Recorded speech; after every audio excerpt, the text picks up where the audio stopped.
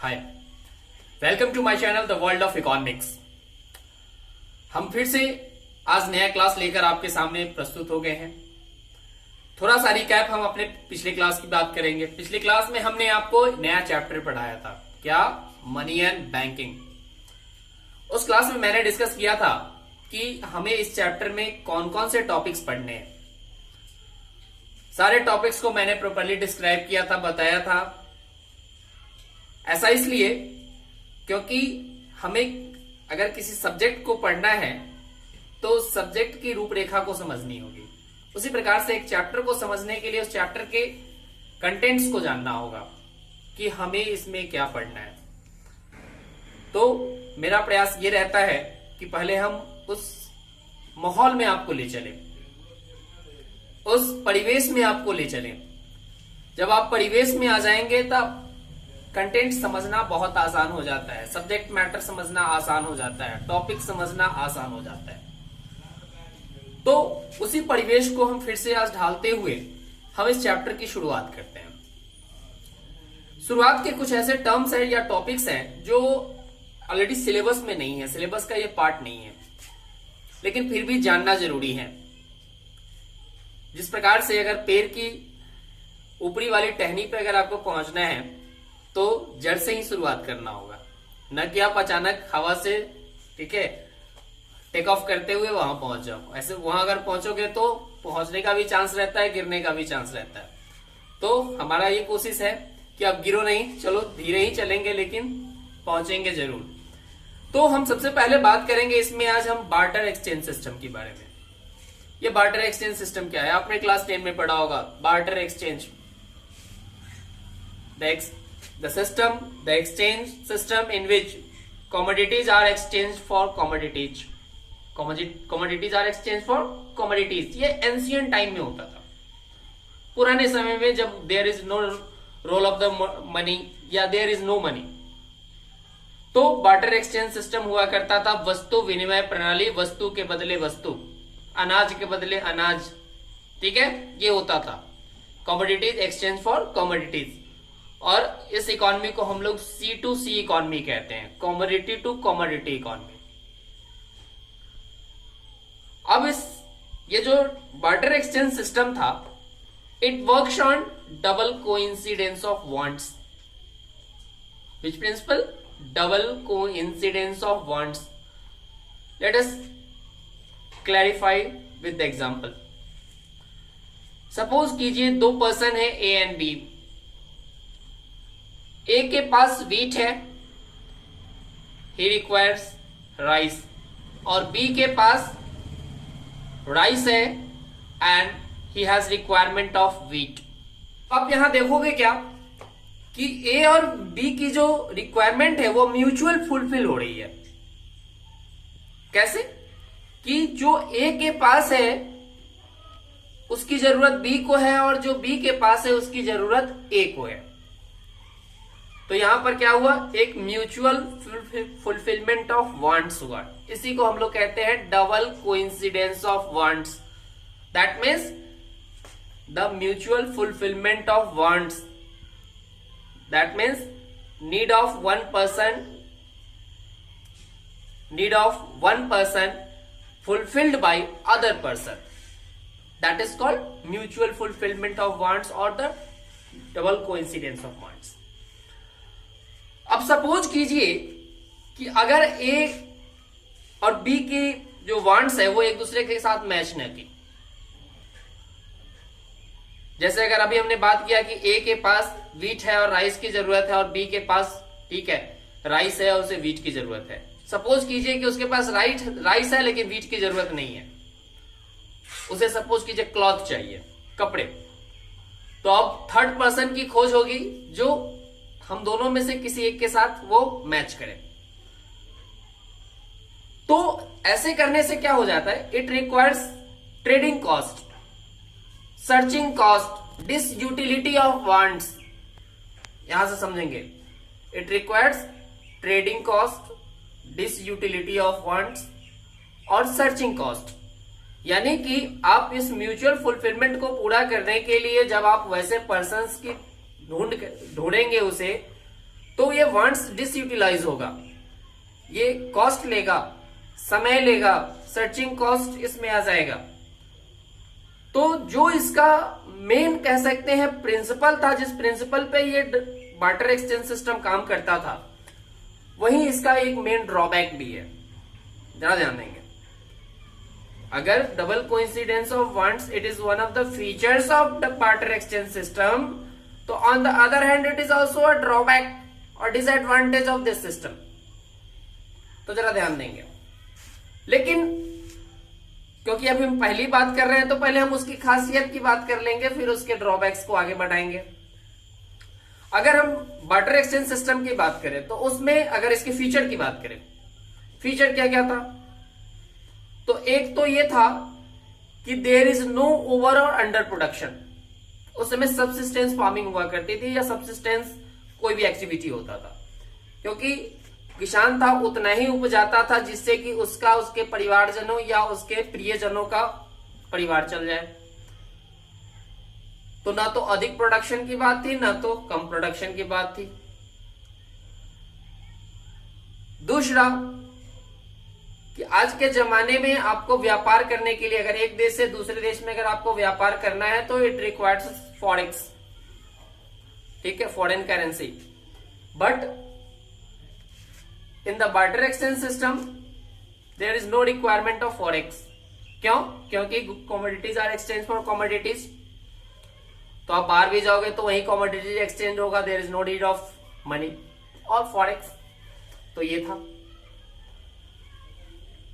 अगर हम आगे बात करें और फीचर्स की, तो आपको यहां से एक डिपेंडेंसी को शो करता है, ठीक है, कि कैसे, किस प्रकार से कौन किस पे डिपेंडेंट है। एज वेल एज और फीचर की बात करें तो बार्टर एक्सचेंज सिस्टम में there is no concentration of wealth, monopolies, ये सब आप नहीं हो सकता है। क्यों? क्योंकि if you want to store the wealth, then आप किसको स्टोर करोगे? कमोडिटीज को स्टोर करोगे। और कमोडिटी में क्या है, ड्यूरेबिलिटी नहीं पाई जाती है। एक तो ड्यूरेबिलिटी नहीं है और स्टेबिलिटी नहीं है। एक ड्यूरेबिलिटी और स्टेबिलिटी कहने का मतलब है कि आप लंबे समय तक उसको यूज में नहीं ला सकते।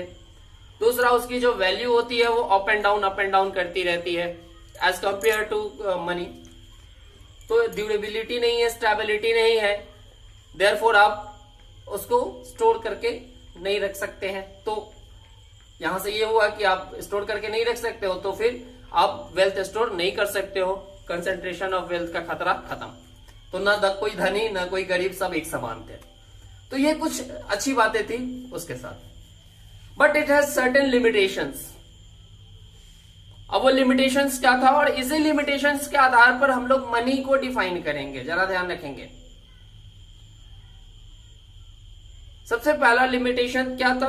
Lack of double coincidence of wants. मैंने पहले भी बताया था, it is one of the principle that on which barter exchange system works, but it is also one of the main demerits, disadvantage और limitations of the barter exchange system, that is the lack of double coincidence of wants. अगर एक दूसरे के साथ fulfilment नहीं हुई तो it requires trading cost, searching cost और डिसयूटिलिटी ऑफ वांट्स।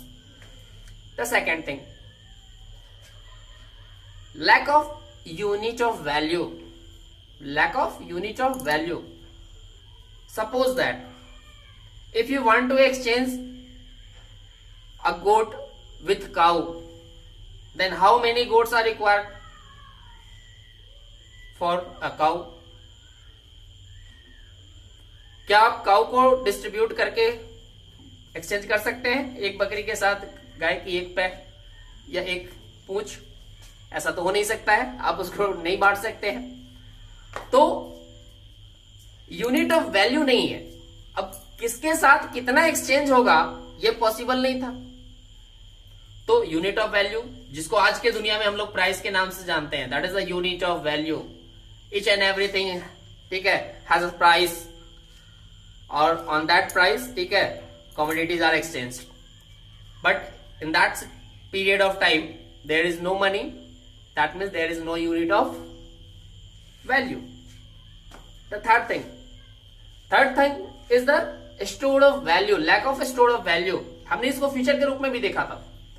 कि स्टोर ऑफ वैल्यू नहीं था तो कंसंट्रेशन ऑफ वेल्थ नहीं था, तो ये लैकनेस है, लिमिटेशंस है, देयर इज, ठीक है, lack of store of value, आप वैल्यू स्टोर नहीं कर सकते थे, कारण वही ड्यूरेबिलिटी और स्टेबिलिटी। तो ये अगर आगे बात करें चौथे नंबर में, तो lack of standard of deferred payments, lack of standard of deferred payments. तो फर्स्ट ऑफ ऑल हम डिस्कस कर लेते हैं ये डिफर्ड पेमेंट होता क्या है, हम बार बार इसकी डिस्कशन करेंगे आगे भी। डिफर्ड पेमेंट का मतलब होता है ऐसा पेमेंट जो आप फ्यूचर में करने वाले हैं, the payment which have to be made in future.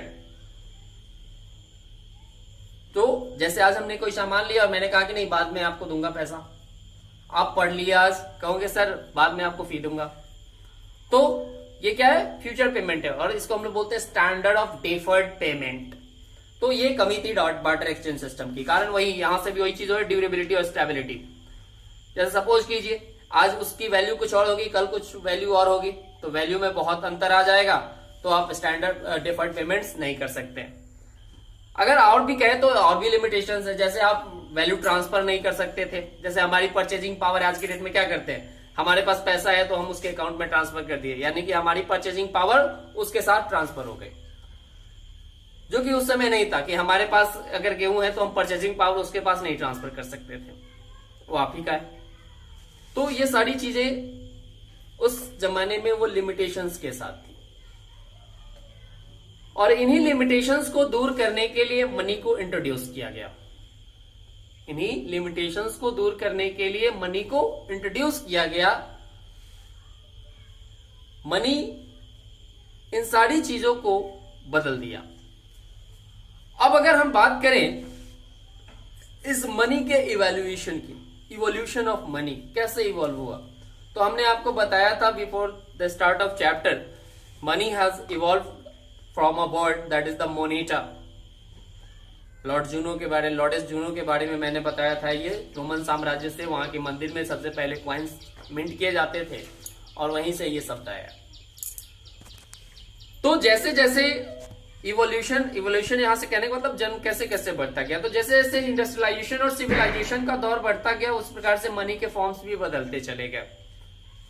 Today we have lots of forms of money. Think उसके बारे में बात करते हैं। जैसे इनिशियल पीरियड से अगर हम बात करें द फॉर्म्स ऑफ मनी, तो सबसे इनिशियल पीरियड में था कमोडिटी मनी, वस्तु मुद्रा। ठीक है, वस्तु मुद्रा क्या होता था कि वेरियस सोसाइटीज में various types of commodities are used as the money, like goat, sheep, leather, pearls, ये सब कुछ ऐसे कमोडिटीज थे जिनको वो सोसाइटी एक्सेप्ट करती थी मीडियम ऑफ एक्सचेंज के रूप में। हमारे वेदों में भी ये चर्चा है, या मतलब इसका जिक्र है गाय धन के बारे में, या गोधन, ठीक है, काउ एज अ वेल्थ। ठीक है, गाय को धन की संज्ञा दी गई है, काउ एज अ वेल्थ। तो गाय भी उस जमाने में कमोडिटी मनी के रूप में यूज हुआ करता था। अब जब सिविलाइजेशन बढ़ा तो commodity money was replaced by metallic money, the money of coins which we are made up of metals. अब ये मेटल का भी दौर जैसे जैसे डिस्कवर्ड होता चला गया, नए नए मेटल्स, वैसे वैसे दौर बढ़ते चले गए। सोने, चांदी, ठीक है, ब्रॉन्ज, ठीक है। आप आधुनिक भारत में अगर देखोगे तो बहुत सारे एक ऐसे शासक भी हुए जिन्होंने चमड़े के सिक्के का भी प्रचलन किया था, या चमड़े का जो मुद्रा होता था। तो ये सब कुछ ऐसी चीजें जो इंटरेस्टिंग है। लेकिन मेटालिक मनी का मतलब क्या हुआ? The money made up of metals, चाहे वो मेटल्स, ठीक है, सोने हो, चांदी हो, गोल्ड, सिल्वर, ठीक है, ब्रॉन्ज एक्सेट्रा। तो ये हुआ दौर। अब इसके बाद और सिविलाइज जब दौर हुआ तो मेटालिक मनी के बाद आया paper money. Now coins were replaced by papers, paper notes. ऐसा इसलिए क्योंकि gold and silver was limited as well as it is very inconvenient to carry from one place to another place। तो इस inconvenience को देखते हुए, ठीक है, दौर बदला और उसकी जगह पर पेपर करेंसी यूज होने लगे। But paper currency was fully covered और fully supported, backed with the reserves of gold and silver.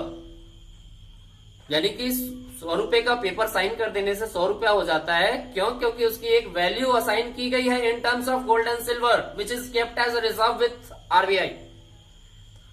ठीक है, तो उसके कारण से यानी कि गोल्ड और सिल्वर को एक स्टोर दिया गया और उसकी जगह पर पेपर करेंसी का प्रचलन शुरू हुआ। तो ये पेपर करेंसी का दौर था। उसके बाद आज के डेट में बैंक मनी और क्रेडिट मनी भी इसको हम लोग कहते हैं। That means the various credit instruments which is used as a money like cheque, drafts, various plastic money, forms of plastic cards. ठीक है, प्लास्टिक कार्ड्स आप जानते होंगे, debit card, credit card, these are the plastic cards. ये bank money में आते हैं। As well as virtual money. ठीक है, जो इंटरनेट की दुनिया में यूज किया जाता है, जिसको हम क्रिप्टो करेंसी भी बोलते हैं। आपने नाम सुना होगा बिटकॉइंस के बारे में, क्योंकि भारत में तो क्रिप्टो करेंसी बैन है, लेकिन बिटकॉइंस आप इसके बारे में चर्चित होंगे। पिछले कुछ समय में बिटकॉइंस ने पूरी दुनिया में धमाल मचा रखा था। इसकी वैल्यू इतनी लगातार बढ़ती जा रही थी। अब नेट पे भी सर्च करके चेक कर सकते हो। आई थिंक मैंने जब चेक किया था तो उस समय एक बिटकॉइन की वैल्यू लगभग 2,36,000 के करीब में पाई गई थी। तो ये सब क्या है? वर्चुअल मनी है, वर्चुअल फॉर्म्स ऑफ मनी। तो हम ओवरऑल देखें क्या कि जैसे जैसे सिविलाइजेशन इंडस्ट्रियलाइजेशन बढ़ता गया, मनी के स्वरूप भी बदलते चले गए। कमोडिटी मनी से स्टार्ट करें, metallic money, paper money, as well as nowadays कौन सा मनी? बैंक मनी और क्रेडिट मनी और वर्चुअल मनी। ठीक है, आप आज के डेट में इतना फॉर्म्स आ गया, there is no need to carry physical form of money.